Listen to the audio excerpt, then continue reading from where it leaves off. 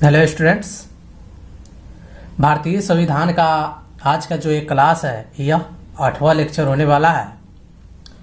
हम लोग पिछले लेक्चर में यानी लेक्चर 7 में भारतीय संविधान सभा के बारे में काफ़ी डीप में जाने थे और इसी भारतीय संविधान सभा में ही कुछ पार्ट्स हमारा बच गए थे जो कैबिनेट मिशन के प्रस्ताव पर जो अंतरिम मंत्रिमंडल गठित किया गया था वह और एक स्वतंत्र भारत का पहला जो मंत्रिमंडल था। यह दो टॉपिक हमारा बचे हुए थे। इस क्लास में हम लोग इन दोनों टॉपिक को समाप्त करेंगे और उसके बाद हम लोग अगले क्लास में भारतीय संविधान का जो प्रस्तावना थी उसके बारे में हम लोग काफी डीप में समझेंगे।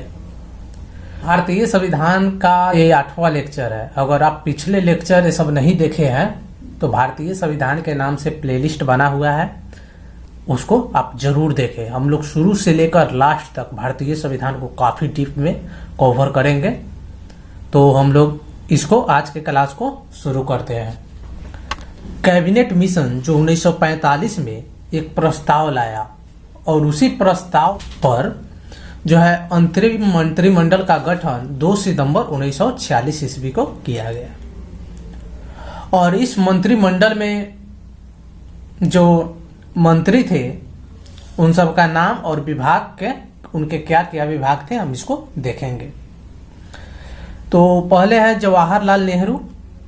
जवाहरलाल नेहरू को जो विभाग मिला था वह था कार्यकारी परिषद के उपाध्यक्ष थे और विदेशी मामलों तथा राष्ट्रमंडल के भी थे इनका विभाग।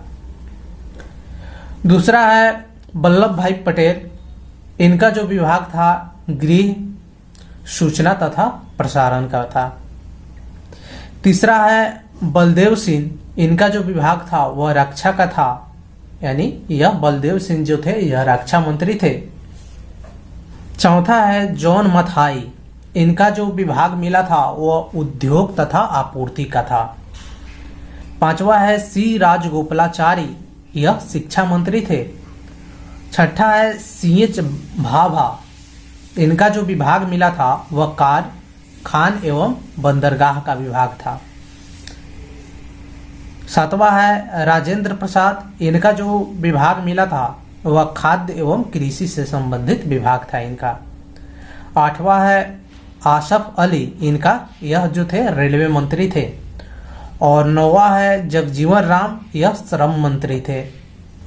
अब हम लोग जानते हैं वो जो कैबिनेट मिशन के प्रस्ताव पर जो गठित मंत्रिमंडल थे उसमें जो मुस्लिम लीग के जो सदस्य आए 26 अक्टूबर 1946 को इनका इस मंत्रिमंडल में ज्वाइन किए, उसके जो सदस्य थे वह थे लियाकत अली खान। लियाकत अली खान को वित्त मंत्री बनाया गया था।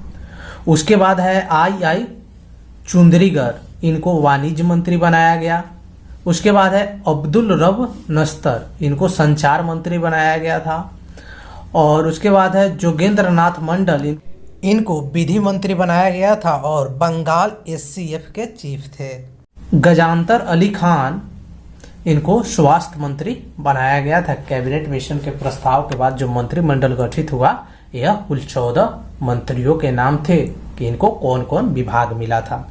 अब हम लोग इसके बाद जानेंगे स्वतंत्र भारत का जो पहला मंत्रिमंडल का गठन हुआ उसके बारे में। अब हम लोग जानते हैं कि जब भारत स्वतंत्र हुआ उसके बाद हमारा संविधान बनकर तैयार हुआ और संविधान बनने के बाद पूर्ण रूप से भारत का जो अपना स्वतंत्र होने के बाद जब अपना मंत्रिमंडल बना 1947 में, उनके कौन कौन मंत्री थे, उनको क्या क्या विभाग मिला था, उनके बारे में हम लोग अब जानते हैं।